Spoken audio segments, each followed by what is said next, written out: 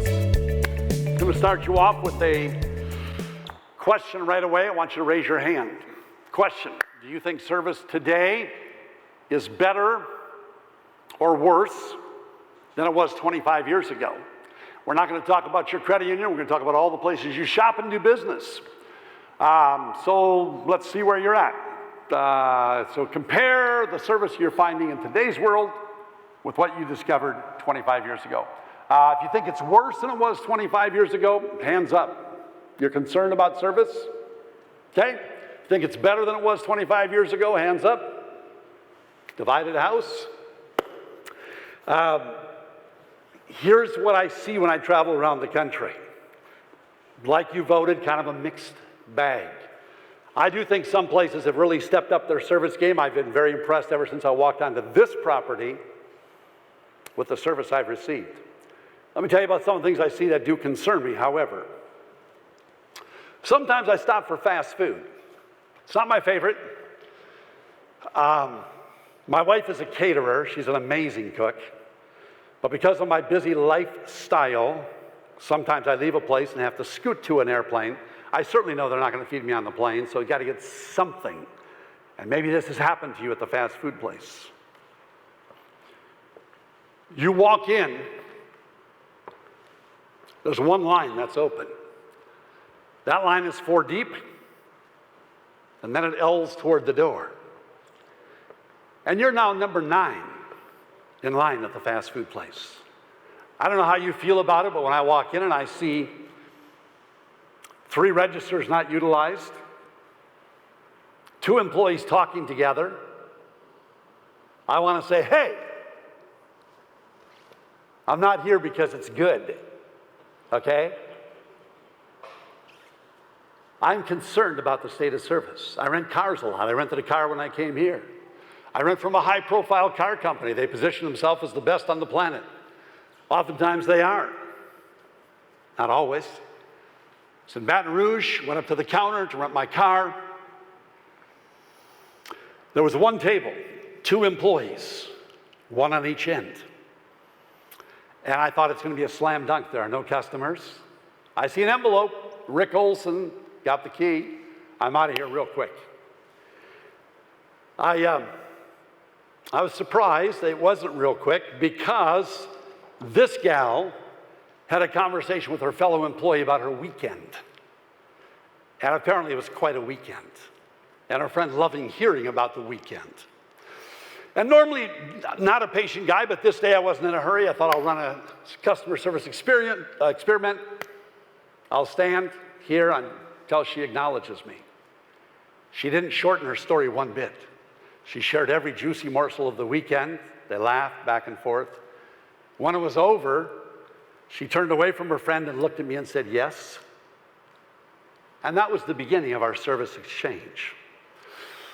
Some people don't quite get it. They think work is this awesome place where you get to go and hang out with your friends, and you bond, and you have a great week, and then you get a paycheck at the end of the week, and it's pretty fantastic.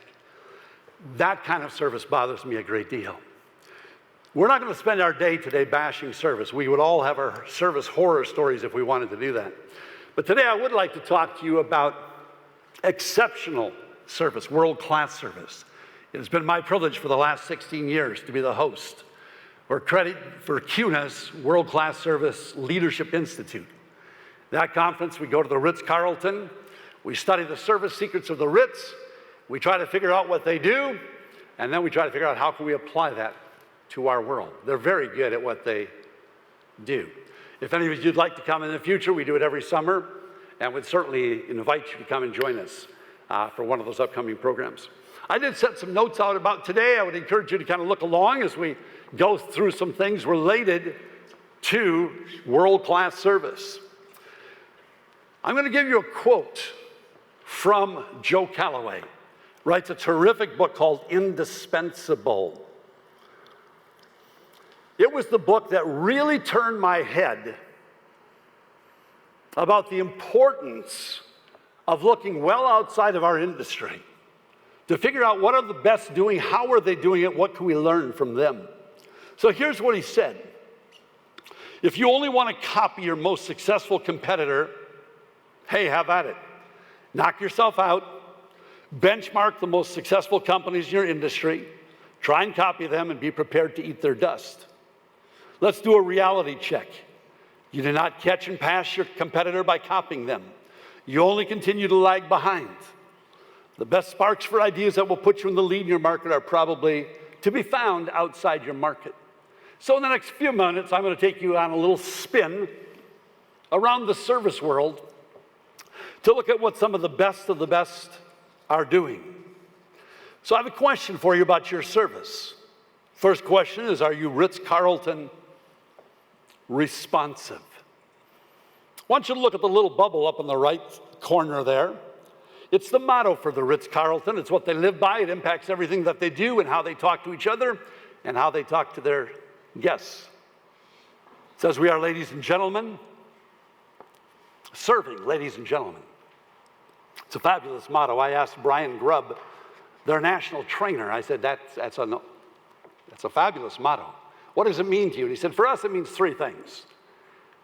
Number one, it's how we see ourselves. We act, think, walk, talk, carry ourselves like a lady or a gentleman. Anybody who shows up on our property, we treat them like a lady or a gentleman, never anything less. And third, every coworker is a lady or a gentleman. It is the only way we will ever speak to a coworker is as a lady or a gentleman. Second one asks the question, are you Nordstrom empowered? Nordstrom is one of the more successful retailers in America. They have created a dynamic service culture, workplace culture. And here's how they operate at Nordstrom. They have one service policy manual, and it simply says, in all situations, use your best judgment. That's Nordstrom. They are fabulous at selecting great people. They're fabulous at coaching, mentoring, and training those people. And then they're great at empowering them and turning them loose. In all situations, use your best judgment. Are you LL Bean positive? Nice that we have many of our Maine friends here today. Fabulous state. I visit there often. I absolutely love it. And I do hang out at LL Bean quite a bit. They're very good. I call them the yes people. One of the things about LL Bean that impresses me a great deal is if you are the customer and you ask an LL Bean employee a question, the answer is yes. And if you think it should be no, it takes a managerial override to say no. They're wired for yes. It's the default setting. And people adore them. Are you Disney magical? How many of you have been to a Disney property? Hands up, you've been to a Disney property. How many grumpy employees did you see while you were there?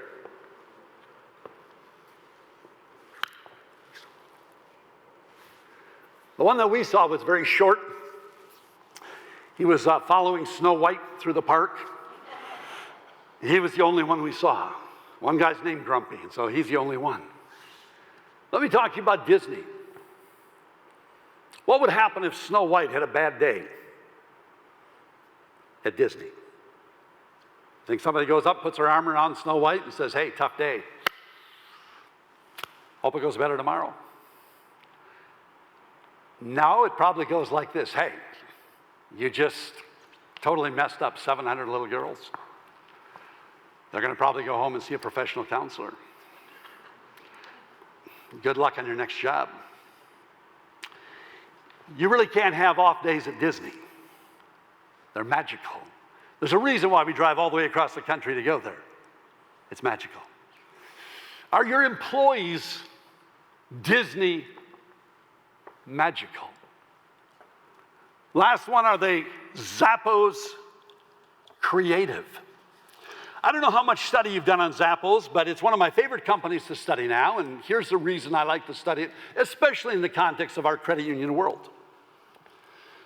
Zappos is one of the best I've seen at blending technology with world-class service, and that's where we're all going. A lot of our great members, we don't see them as much as we used to. A lot of them are doing their financial work in their pajamas at midnight. Nobody goes into a Zappos store. It's online or it's on the phone. But their clientele, I think, has the same kind of loyalty that Disney or Nordstrom clientele would have. I like to study them because that's where we're going. We have to figure out how do we make incredible connections with our members when we don't see them every day. If you've never studied Zappos, two things I would encourage. One is that you just Google Zappos.com and check them out. Amazing website. You'll see all their core values laid out there. And secondly, if you want to read about them, the book is called Delivering Happiness by Tony Hsieh. An outstanding read about service, and especially how service and technology interface together. All right, let's go to our next page. We're going to be talking about hiring. Where does world-class service begin? It begins by who you bring into your credit union. I'm working with credit unions all across the country. The ones that are seeing the greatest progress are the ones who are putting the most energy and the most effort into their selection process and into their onboarding process. Let's talk about who you're selecting. First of all, the best don't even talk about hiring any longer. They use the word selection. It's not just a live, warm body that they're looking for. They're selecting the right person. Your role as a leader, it's a vital, crucial role. One of those big responsibilities, you have to protect the DNA of your credit union. The CEO of Nordstrom or Disney or Zappos would feel that very much, protecting the DNA of who they are. We have to protect our DNA. We have to be vigilant about who we let in to our place. And again, the greatest strides that I'm seeing is when they put a lot of energy into their selection process and then their onboarding process. Let's talk about some principles of making sure we do get the right one in. The first principle is a principle that many of you have read about because it comes from Jim Collins' book, Good to Great. A lot of you immersed yourself in that book a decade ago. It's a fabulous resource, very strategic. How do we take the leap? How do we go from being good to great? And he said there was one mantra that all great organizations live by when it came to who they brought into their organization. And it was simply this: when in doubt, don't. It's a great piece of advice. You're hiring, you're looking for 10 qualities, they have 8 of them, check. But they got these 2 nagging things. Don't. Just walk away, be shorthanded. I know it's hard to be shorthanded, but it's a lot better than bringing the wrong person into your organization. When in doubt, don't. The next one comes from Nordstrom. Hire the smile, train the skills. I've been hanging around credit unions for a long time. I do remember the era where we were so intent on finding the person who balances correctly each night. I'm watching us move beyond just the functional duties of the job to make sure that we are hiring people who have spark, personality. A coworker would like to work with them, and a member would want to be helped by them. So Nordstrom brings us this principle: hire the smile, train the skills. We can teach you anything, we just can't teach you to be friendly. Do you do that, or don't you do it? Bringing in people who like to be around people. They asked Mr. Nordstrom an interesting question. They said, "Who trains your people?" And he said, "Their parents." Ever since I heard it, I've been teaching it all across America. I want to share it with you today. As far as bringing people in, if mom or dad didn't do the job, you're going to be hard-pressed to make that work down at your place. Who trains them? Their parents train them. Next one talks about the first interview being on the phone. A lot of organizations are moving in that direction right now, where the very first interview they have with the candidate is on the phone. The Ritz-Carlton does that, Nordstrom does that, and many credit unions are down doing that as well. The first one on the phone. I want to call on a few of you. What would be a positive about having a first interview on the phone? Anybody have a comment or idea on what could be a positive part of the first interview being on the phone? Agreed. The tone of their voice. Can they bring it on the phone? You can tell a lot about a person just by that. If they work with us, they're going to have to spend a fair amount of time on the phone. We want to know how they're coming across. But do they have energy on the phone? Is there some life? Is there some vitality on the phone? If there is, that's great. It'll probably lead to a second interview. If not, I'm not sure this is the path that we want to go down. Any other reasons for maybe doing a first interview on the phone? Phone etiquette, yes. It's a big thing. What kind of professionalism does this person have? What kind of graces do they have? You'll find a lot based on how they handle things on the phone. It's a cost-saving move for you. It's a time-saving move for you. It actually puts the candidate in a more relaxed position than coming in and not knowing exactly how to dress and what to do when they show up at your place. There's a lot of pluses. And so I'd like you to think about that, the possibility of that first interview being on the phone. Next one, get buy-in, do a peer interview. It's something also the Ritz-Carlton does, Nordstrom also does, and many of our credit unions are doing that as well. The peer interview.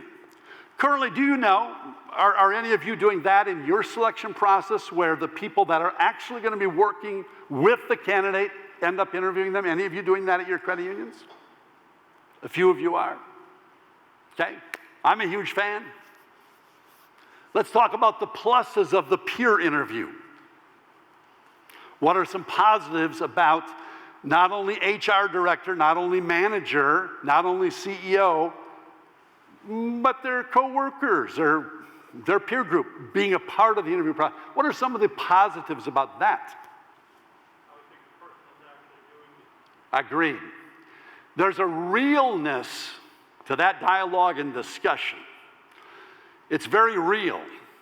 It's not the glossy version that one might get from a hiring manager. It's very real. And so they're going to discover the realness of that work situation. So I think it's really good for both sides. Excellent insight. Anybody else? Another insight on why a peer interview? Because the craft. That's right. Good job. That's right. Way to cut to the chase. Gonna know. Are they just bluffing? Is this just some polished, shiny thing? Is this reality? What is it? They will cut through all of that. They'll be quite insightful. Good insights. Anybody else? Peer interview? Yes? Dynamic between the two folks or the group of folks to know whether they're going to work well together. Right. They're going to have to function as a team. Now, does it look like we can function as a team? And there's nothing like sitting down at a table and having dialogue to discover if that is probably going to be able to happen. Excellent insights. Anybody else? Peer interviews? The pluses? Okay, let me give you another big one. If you've ever made a selection and then it didn't really turn out the way you hoped it would, maybe you've had this feeling where staff are looking at you like, so what were you thinking? I don't get it. What did you see in this person? We don't see it. All right. And if you make the wrong selection, it's on you. You messed up. You brought the wrong person into our place. Here's what I love about the peer interview. They all have skin in the game. Every one of them has skin in the game. Guess who's very intent on making sure that the new employee excels? All their coworkers. The brand new employee has all kinds of coaches and mentors and friends and guides and helpers, because everybody's going to make sure that this person works out. It's a wonderful little phrase about change. It says people support what they create. It's a powerful concept about change. People support what they create. Well, it's the same one when people support what they select or hire. You're going to see a great amount of enthusiasm and energy by your people. When they have selected, they're going to make sure this person gets off to a fabulous start.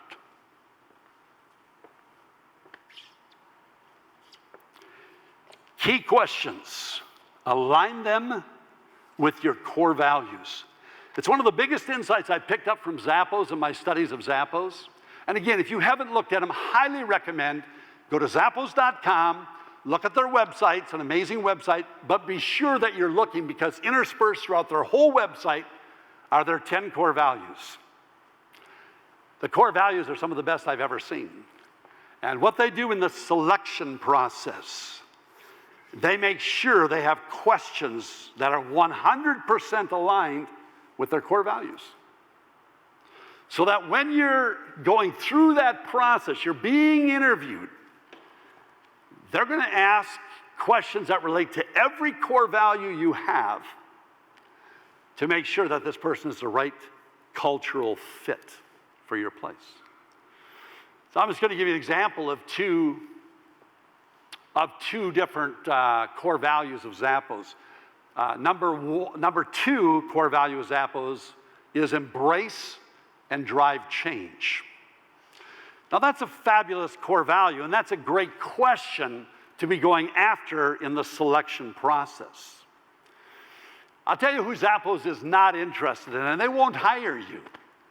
They won't hire you if you're reluctant to change. They won't hire you if you fight change. They won't hire you if they're going to have to spend half a year talking you into change. They have no interest. They're looking for one kind of employee, the kind of employee that will embrace change and drive change. They are not going to waste half of their energy fighting their own internal people about change. So it's one of their core values. It's a powerful core value, but it makes sense that the questions asked would reveal, does this person help us embrace it, move it along, drive it, bring it forward? Another thing about Zappos, if you work there, you're not asked if you have any ideas about how to improve your performance and improve your job and improve proficiency. It's an expectation that on an annual basis, you'll be coming forth with ideas about how to do your job more creatively and better. They are all committed to embracing and driving change. We're changing so fast. We can't waste half our energy trying to talk our people into change. We need people who will embrace it and drive it. Another core value for them is number 10 is embrace humility. It's humility. I've never seen a company where they just put that right in their core values, humility, but that's Zappos. If you're arrogant, cocky, full of yourself, they have no interest in you whatsoever. They don't care how talented you are. They want humble people, people of humility. So I'm a huge fan of that you are aligning your questions in the selection process with your core values. So you're unearthing people who can thrive in your culture. Next one says you don't manage people, you manage agreements. I'm going to give you a favorite author name. I don't know if you've run into him. I love this guy's writing. His name is Stephen Chandler, and he writes a book, 100 Ways to Motivate Others. I have a lot of managers say, that's the book I read on Sunday night. A couple chapters, I'm ready to go on Monday morning. Great insights on motivating, moving people to action. But he's got a chapter in there, he says, you don't manage people, you manage agreements. You manage agreement. And as we finish this little part on hiring, I want to tell you about the best question that I've ever picked up from a credit union manager before she hired a person. I'm going to give her credit. I think she's fabulous. Her name is Carla McCoy. She's at a credit union down in Virginia Beach. She is the consummate professional. Her branch is amazing. And she's very judicious about who she brings into her branch. She looked at several candidates. None of them really fit. None of them were going to work at her branch. Finally, she looked at one that she really liked. She liked that person's personality. She liked their professionalism. She liked how they took care of themselves. She liked how they attired themselves. Everything about it was positive. It's the kind of person that she wanted to bring into her branch. And so before she made the selection decision, she asked her a killer question. Best question I've heard in a hiring situation. She just leaned in and said, I just want you to know, I'm thinking about hiring you. I like everything about you. I like what you bring to the table. I like what you represent. I like what you're all about. I'm really thinking about hiring you. But I have one question I have to ask you before I make that decision. If I hire you, am I going to see this every day?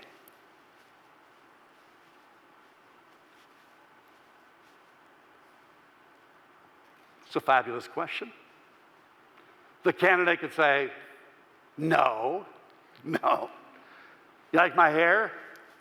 Good, because I haven't done it for 3 months. Like the outfit? It's my one and only. What a great question. If I hire you, am I going to see this every day? What is she doing? She's creating an agreement with the employee before she brings her on board.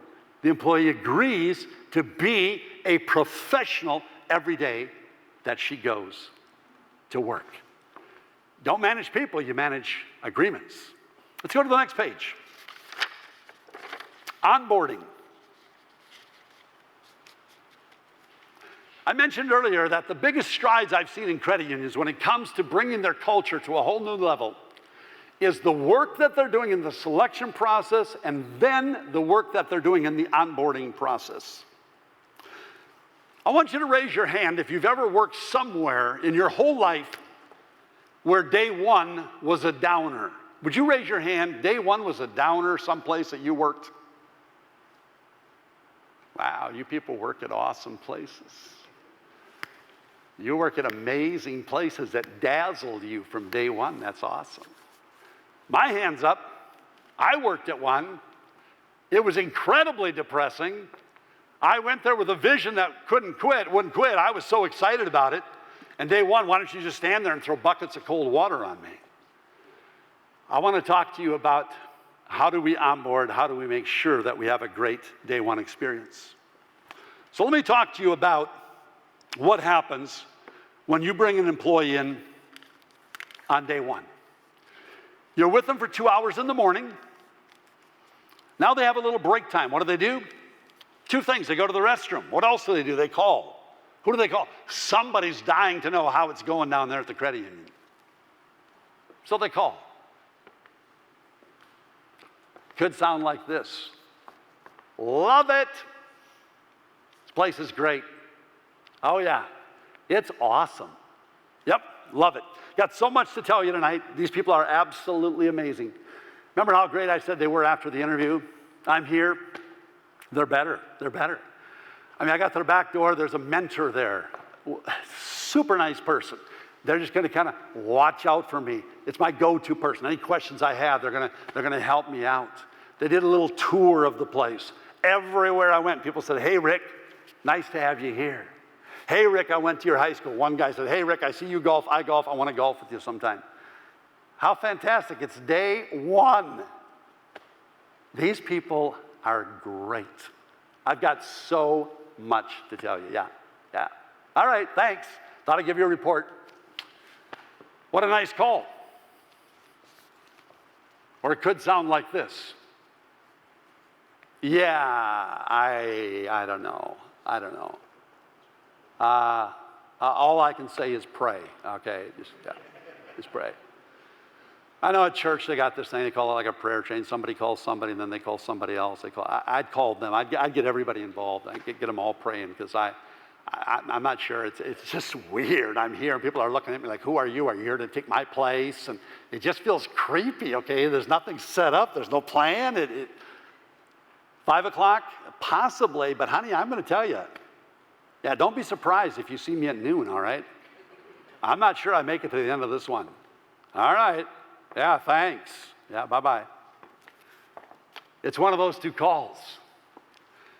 It's all based on how you're set up and how you bring them in.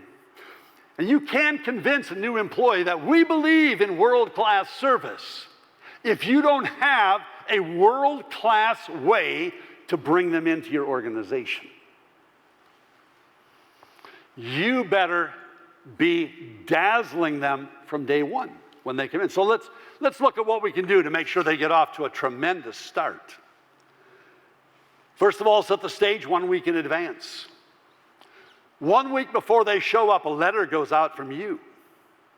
And that letter welcomes them to the credit union.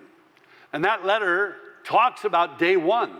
Where do they go? Who are they going to meet? What are they going to do? What are they doing? And takes all the mystery out of it. And it's like, wow, these people have an awesome plan for me, beginning with day one. You can send it as an email. You can use your intranet. But make sure that information goes out and removes all the mystery before they get there. On day one, they need a mentor or a buddy. I've never been to Mohegan Sun before. It's massive. I felt the need. I felt the need for a mentor or a buddy when I got here. It's like I'm looking for a room. It's called the Snug Room. Can you help me? I'm looking for a theater. Can you help me? I'm looking for this place is amazing. All right. Your credit, you know it inside and out, but that new person coming, nothing. They know nothing. They really need a great mentor or buddy linking up with them from day one, walking them all the way through the process, their go-to person, their answer person, inside scoop person. Very crucial. Dazzle them with a year one plan. For the last 9 years, I've worked with Elga Credit Union in Michigan. It's an amazing credit union of the year in the state of Michigan. I'm so proud of them. And what they have done in the onboarding process is spectacular. And one thing that happens for a new employee when they show up on day one, they're given a 1-year roadmap.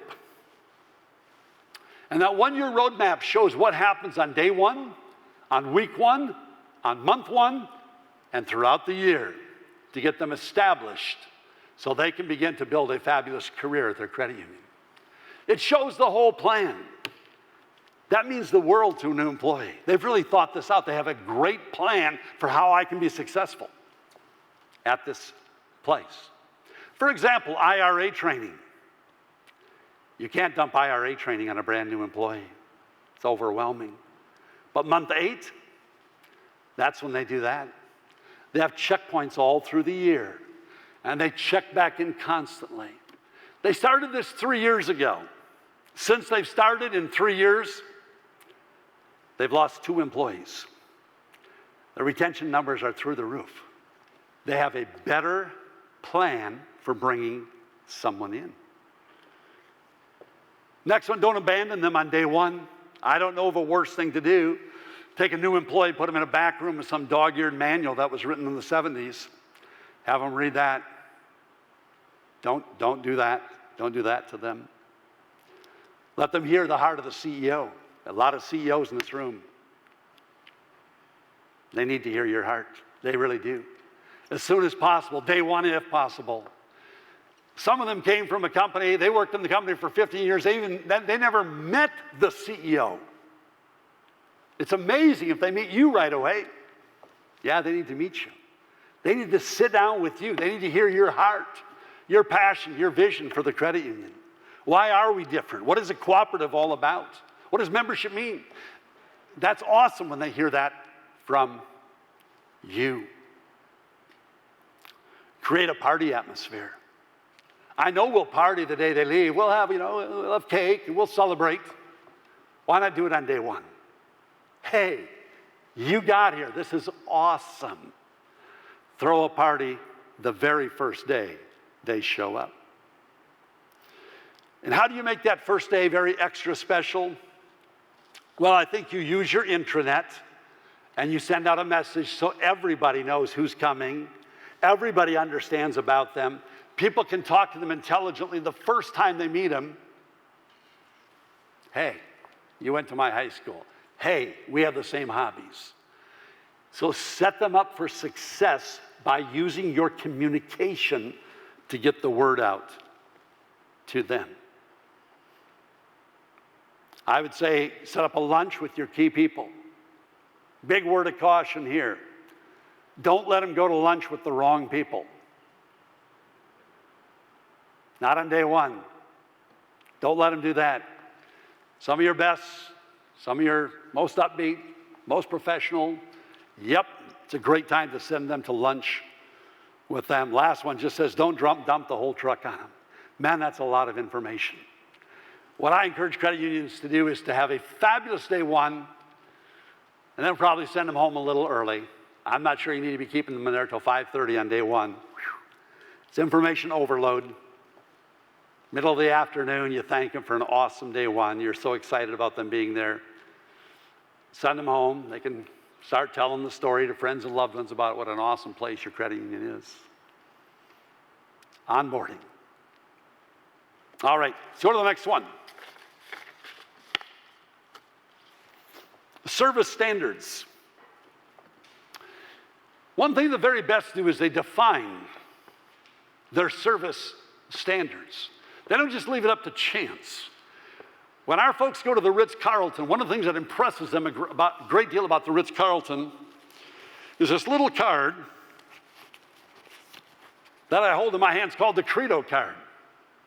Every Ritz-Carlton employee in the world has one of these cards. If you ever see a Ritz-Carlton employee, you can say, hey, I'd like to see your Credo card, and they'll produce that for you.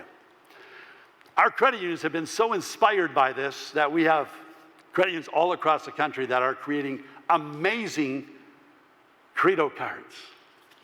Let me tell you what the Ritz-Carlton puts in theirs. It's a thing called the 3 steps of service. They put that in there. It's their motto, we're ladies and gentlemen serving ladies and gentlemen. It's their employee promise. It's their credo.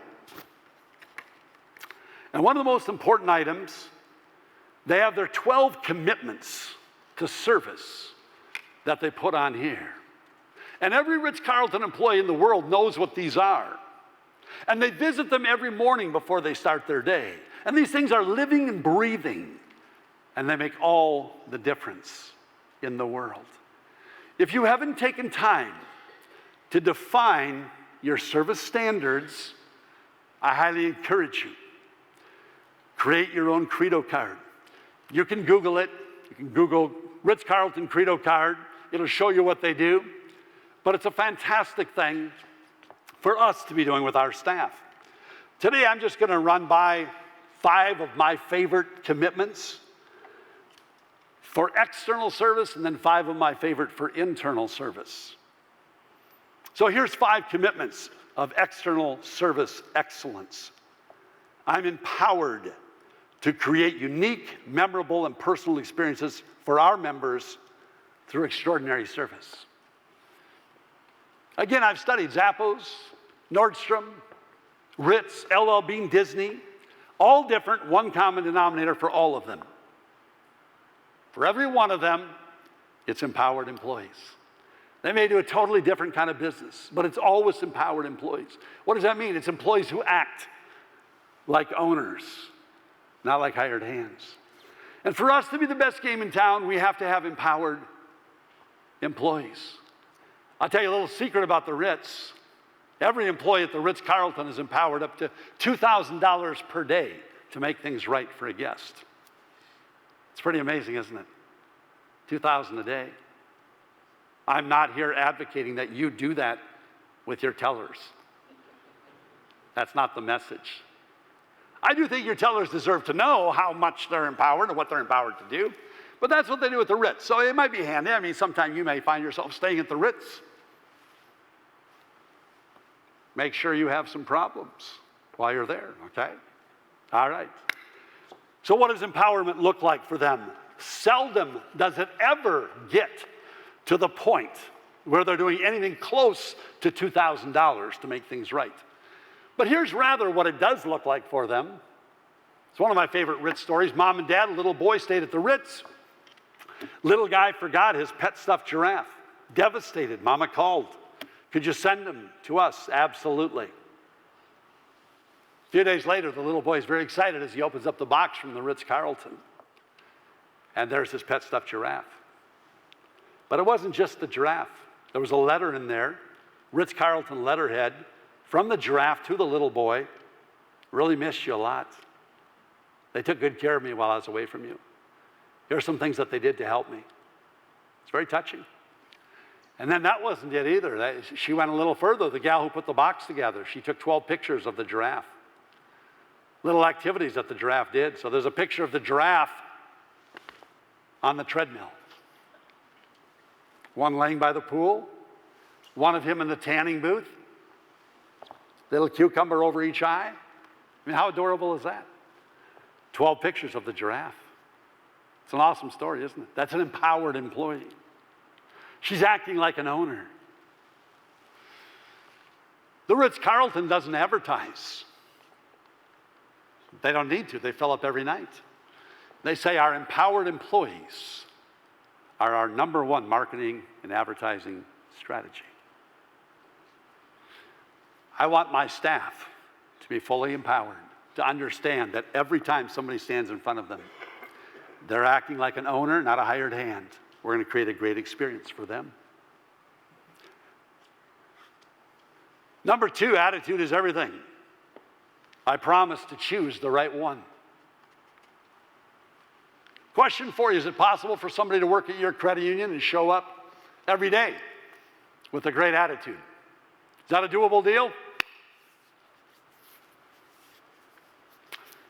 Thank you for that thunderous response.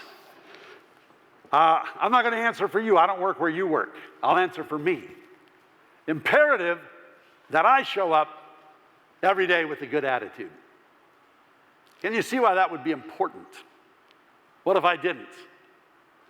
So Bob gave me a nice introduction. I stepped to the podium. I said something like this. Thank you for the nice words. I don't know what you folks were expecting today, but I just got to tell you, it's probably not going to be good. Caught me on a bad day. Sorry. Shame you didn't hear me last week. I was pretty good last week, but had some stuff happen, so it's not going to be good. I can't. I'm paid to be a professional every day I go to work, and so are you. When I'm talking to staff, I tell staff, look, we have two non-negotiables here. A lot of things are negotiable, but we have two that are non-negotiable. Number one is attitude. It's a non-negotiable. It has to be there every day. Non-negotiable. Number two, coachable. You got to be coachable. If you're not coachable, if you think everybody's condemning you, this is not going to work. Need you to bring a good attitude. Need you to be coachable.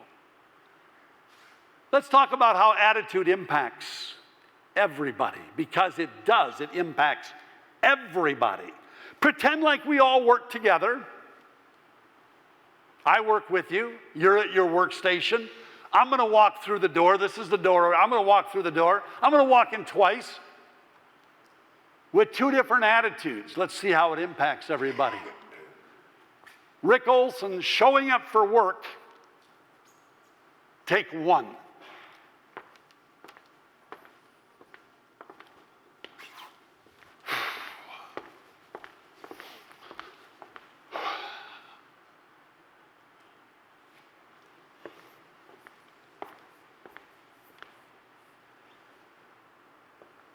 Time out.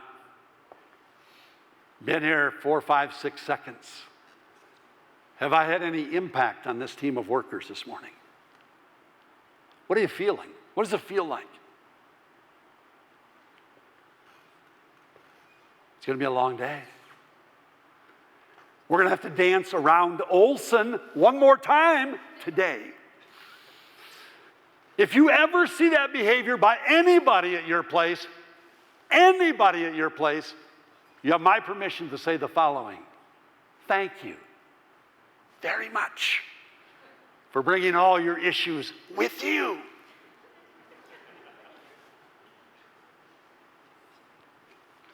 You say, Rick, I know what you're saying, but I'm not a morning person. Hey, gang, we start work in the morning. We can't wait half a day for you to warm up, okay? If you can't pull it together in the morning, when you get to the parking lot, stay there. Stay there till you work it out, then come on in and join us. Gonna do it again. Rick Olson showing up for work, take 2.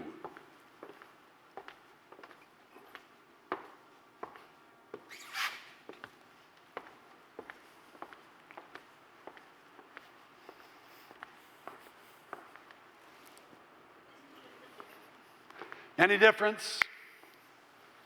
Big difference. Somebody brought the ultimate gift to work. When you bring a great attitude, it's the finest thing that you bring to work. It's the best. You want to stop at Panera? We'd love it. You're stopping for Tom Thumb? Great. We'd rather have a great attitude. Just bring that. So how do you do that? Tell you my secret. I don't know what works for you. This is what works for me. I live by 4 words, and the 4 words are: assume people like you. That's how I live my life. Assume people like you. Walked into the snug room last night. Didn't really know a lot of folks in that room. Just kind of assumed some people liked me and began to talk to them, and walked out of that room with some marvelous new friends. It's a great way to live. Years ago, I decided I'd become a professional speaker. I'd spend my life speaking and consulting. I'm guessing a lot of you have done some study on things that bring stress to our lives.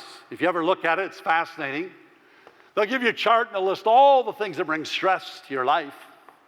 Taxes bring stress. Snakes bring stress. Speaking in public brings stress. You know where speaking in public ranks on the stress list? It's number 1. I looked at the list and what should I do with the rest of my life? Let's go for the stress. Is there any? It's a fair amount. Stand in front of a group, everything about you is going to be evaluated. Largest crowd I ever spoke to is 40,000 people. It's a lot of eyes looking at you. How do I handle the stress? Pretty easy. I just told you my secret. I assume you like me. Doesn't do much for you. Helps me. You don't have to like me, but I'm going to make it hard on you. Have you ever tried to hate somebody that likes you? It's so difficult. I hate you. Really? Sure like you. You can't hate somebody who likes you. All right, we're going to shake it up. You've been sitting long enough. Everybody stand to your feet real quick. Stand up.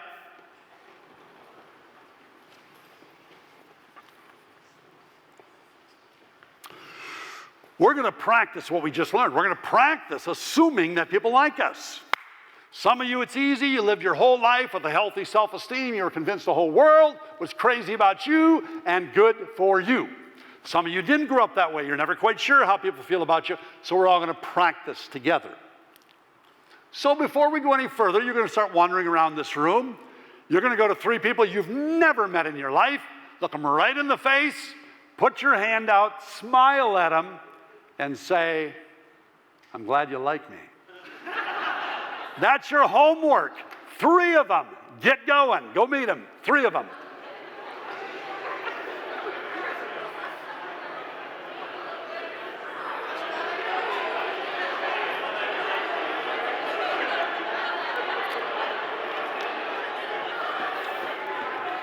I do really like you. I'm glad you like me.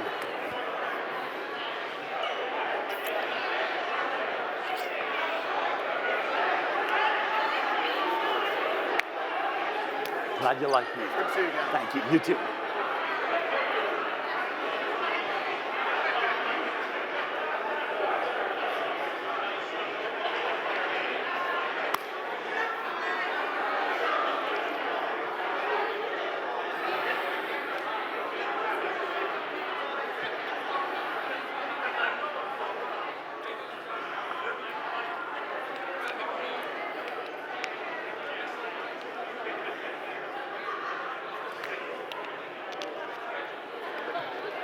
All right, gregarious ones, come on back.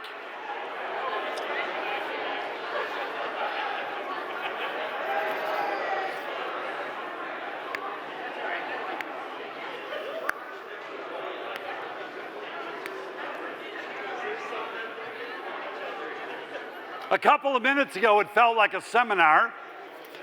Now it feels like youth camp. Let's do some s'mores. Kumbaya. It's a fantastic way to live life. It's how I'm going to live until the day I die. It's what I teach everywhere I go in America. Don't waste any time. Don't be just thinking people don't like you. Don't do that. Don't be negative. Don't be neutral. I wonder if they like me. Just waltz into people's life. Assume that they do. Treat them that way. 95% are going to reciprocate right back at you. So one of the commitments of a service pro is that we make a commitment that we're going to bring a great attitude every day. Number 3, I'm a professional problem solver. I own and solve problems. There are 2 kinds of employees. One kind is solution-oriented and one is problem-oriented. Let me give you the lingo of the problem-oriented one. We need to talk. We got a problem. It's big. I don't know what you want to do about it. Good luck. Good luck. And dear friend, that is the lingo of the problem-oriented employees.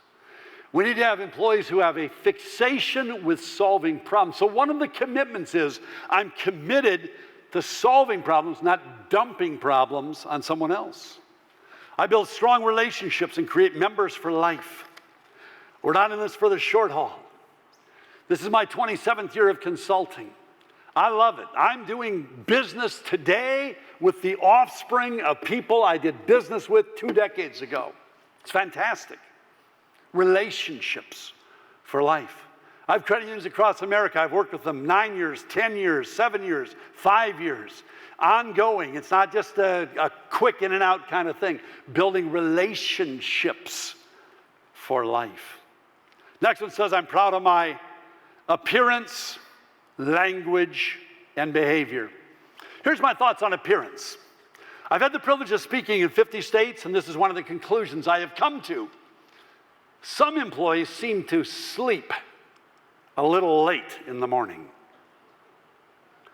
I don't know what goes on at their house, but I think the alarm goes off and they go, I don't need to get up. 9 minutes later, this is crazy. 18 minutes later, this is stupid, I could be sleeping. 27 minutes later, oh, I'm an idiot, I gotta be to work in 15 minutes, what am I gonna do with this hair? Oh, well, gotta have some coffee. Just last minute rush out of the house, not one thing professional about what you did this morning to prepare for the day. To me, that's a commitment. It's a commitment to being professional. Every time you show up, it has to do with how you took care of yourself before you walked out of the house in the morning and got to work. Language. Going to talk about language. I don't know about you, I feel like service language is getting a little sloppy these days. A lot of slang is moving into our service vernacular. I've got 3 words that I'm deaf on. I don't think they belong in our credit union. I'm going to share with you what they are. Here's the 3 words I'd like to see go away forever. Number 1 is the word dude. Dude, I can help you over here. Dude, get in my line. Now, dude's got to go away, all right? Next one is my bad. My bad. I would just as soon that one go away and never show up again. My bad. I remember the first time I heard it. They put a microphone in front of an athlete's face. He screwed up, and he said, my bad. Well, that is the weirdest thing I've ever heard. I'm guessing I'll go the rest of my life and never hear that. No, I hear it every day. It's everywhere. My bad. When Dr. Sampson sends me down the hall for lab work, I know what's going to happen. Put that elastic thing here and poke and get blood. If it's poke, hey, it's here somewhere. My bad. You're right. You're really bad. You're really bad. My bad's got to go away. Replace it. I am so sorry. I do apologize.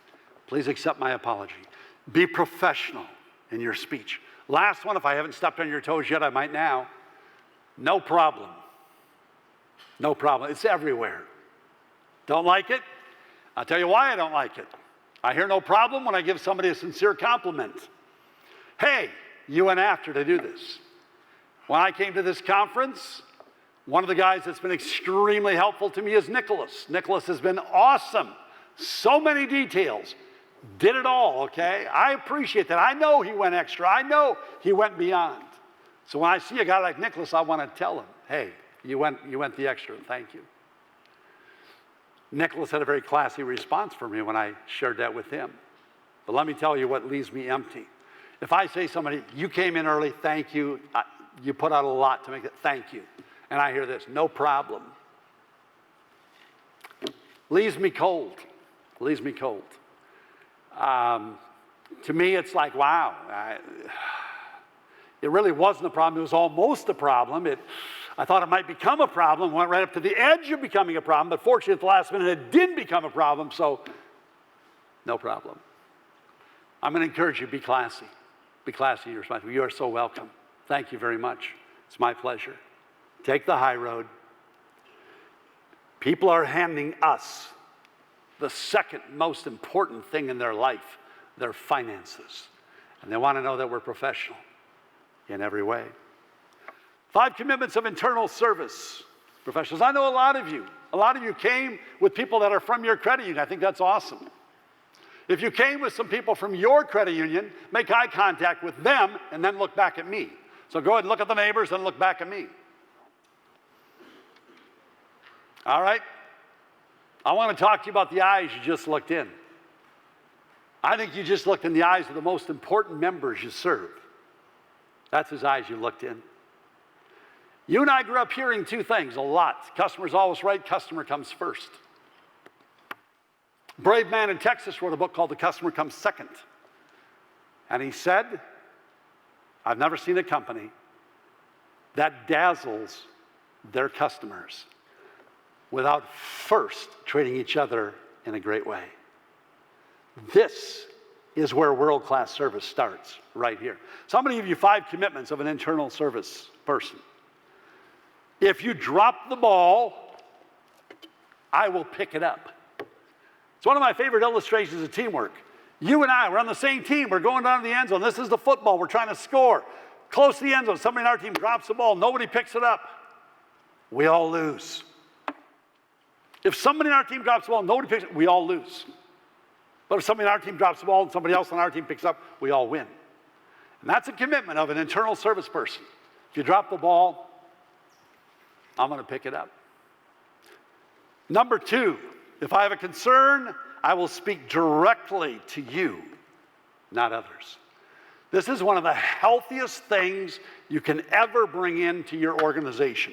Just this commitment right here. If I have a concern between you and me, I'm not going to talk to anybody else except you. You and I are going to fix this. That's the healthy way. That's the high road. No, we don't first run to the CEO. We don't run to HR. We don't run to this. To the person. I'm going to talk to you, not everybody else. I'm committed to lateral service. How can I best assist you? Lateral service is a term that they use at the Ritz-Carlton, and I love it. It simply means this. At crunch time, nobody has a job description. At crunch time, nobody can say, well, my job description says. Simply means at crunch time, we don't have job descriptions. It's all hands on deck. What do we have to do? We'll do whatever we have to make this happen. I will communicate with you at a high level, just as I would with my grandma or a celebrity. Those are the 2 tests that I use. How would you talk to grandma? How would you talk to a celebrity? That's how I want you talking to our members. I met some new friends here last night and today, and they're wonderful people, and they said they would help me. So I want them to come on down here. Friends, come on down here.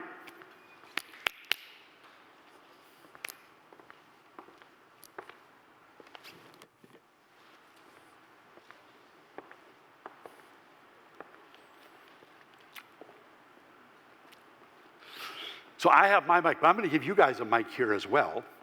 So if you take that, Nicole, just line up right here. So these people, I really appreciate them, but they said they would be willing to help me today. And I gave them each a line to say. It's a customer service line, and I'm going to be honest. It's not very flattering, okay? This is not going to sound good. And I asked them to put some drama into this, some theater, and kind of be edgy and say it with a little bit of an attitude. And so I'm going to have them do that, and I think they're ready to go. But one thing I didn't tell them, I'm going to have them add one thing to the end of their statement, okay? So you have your statement, you know what that is. When you get to the end of it and you say it with an edge and an attitude, I want you to add one word to the end of it, and that is the word grandma, all right? So say it with an edge, say it with an attitude, and then grandma at the end of it, all right? Take it away, Nicole. It's not my job, Grandma. They didn't train me on that, Grandma. She's not here today, Grandma. You'll have to check with that department, Grandma. Big hand for our friends. Thank you.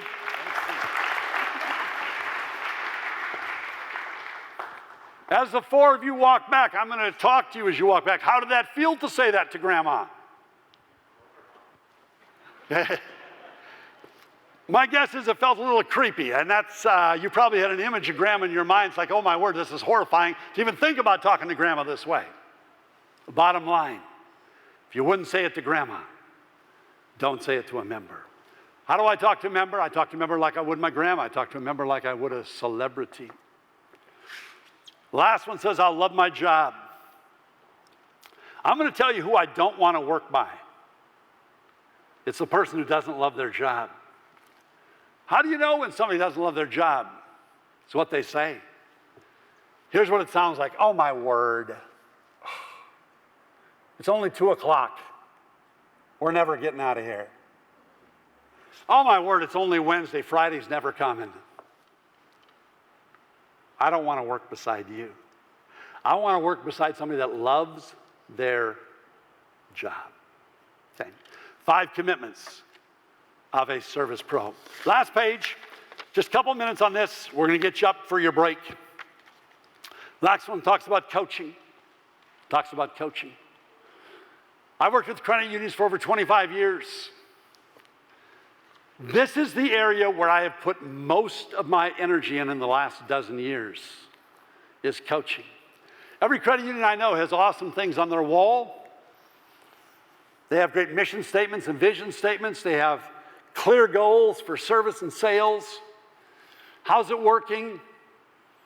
To me, it all comes down to this one thing. Do the managers know how to effectively coach their people? Do they know how to develop their people? Are they committed to developing each staff member fully? So, in front of you, I also set out some information about the 2 programs I do at credit unions. One's called the Coaching College, where I come in and teach managers how to coach their people. And the other one is called the Emerging Leader Program. And that's the one where I take tomorrow's leaders and we fast track them toward leadership skills. Let me give you just a few insights on coaching. The moment you got into management, you're in the people building business. It's a whole different skill set. It used to be about you being good. Now it's not about you being good. It's about your people being good. How do we evaluate any leader? How do we evaluate any manager? Are your people good? If your people are good, you're good. That's totally how we value and evaluate managers. If LeBron and Tom Brady need a coach, your people do. Your people could flourish if they had a good coach who would help them. The mission, what do we want out of our employees? For me, it's 2 really big things. One is engagement and one is empowerment. Engagement was probably best seen in a training video that showed up almost 20 years ago called Fish from the Pike Place Market in Seattle. It's an amazing training video. But they live by a principle called Be There. And here's what they said at the Pike Place Market. When you have a customer in front of you, you have to be there. I love that. I love the visual. If you're my member, I want you to feel like I've got nothing going but you. total 100% engagement in the moment. Why do we coach? So we have engaged and empowered employees. Set the stage on day one. It all starts when you talk to them on day one. Here's what I would say to a new employee on day one. Welcome aboard. Thrilled to have you. I'm going to talk in a moment about your job description, but before you do, I'm going to talk about my job description. I think if you understand how I see my job, it'll help you with your job. I work for you. I am here to set you up for success. My greatest mission is to see you succeed. I want this to be the best job that you've ever had. Consequently, you and I are going to be talking a lot. Not just today, not just the day you leave. We'll be talking a lot. Open door all the time. Monthly coaching sessions. We're talking a lot about your potential, about your creativity, about your job skill level, about things that demotivate you. We're going to talk about everything. But I'm committed to helping you be wildly successful in our organization. Our effective coaches don't shy away from the tough conversations. If you've never looked at Crucial Conversations, I highly recommend it. Awesome book. When you have those tough emotional conversations, fabulous book on how to make the conversation safe for you and them. I use the phrase velvet steel. You can't be all steel, because if you are, you're abrasive and nobody can stand you. Can't be all velvet, because if you're all velvet, you're a cream puff and people run over you. You have to figure out how to be velvet steel. Questions are a coach's best friend. You don't have to talk a lot to be a great coach. You have to ask really good questions. Questions like this. Hey, if something were going to make you leave our company, what would that be? I want to know that. I don't want to be surprised when my star employee gives me their 2-week notice. Hey, what makes you want to jump out of bed and get in here in the morning? I want to know. Hey, if you had my job for one day, what would you do? I want to know. Great questions are a coach's best friend. Help them embrace sales. I don't want them pushing our products. I do want them being a professional problem solver. As far as the path that their career is on, I'm looking at a whole group of people who grew up in an era when they told us that our career path was like a ladder. It's not like a ladder today, folks. It's not straight up and down. It's not sequential. It's rock wall climbing today. That's what your career path looks like. Not straight up and down. It's horizontal. It's circumnavigating. But I want to coach my employees how to do some rock wall climbing going forward. Next one says, don't be seduced by your office or your computer. Find too many managers just staring at their computer, sequestered in their office. You're in the people building business. You got to connect with your team. You've got to be there with them. Last one says you may be coaching the future CEO of your credit union. I'd like to know in this place how many at one point had like a frontline job at a credit union, frontline teller, frontline accounting, frontline that sort of. How many have done that sort of job in the past? Can I see your hands if you've done that? Okay, hands all over the room. Happens all the time. Managers, I want you to know when you're coaching your people, you might be coaching the future CEO of our organization. We are in the people building business. For us to be world class, totally committed to building our people. Well, we got to wrap it up. You've been sitting for quite a while. You need to stretch. I've been standing. I need to sit.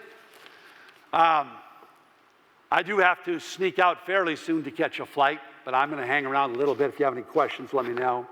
Put some information on your table. If I could help you or your credit union, please let me know.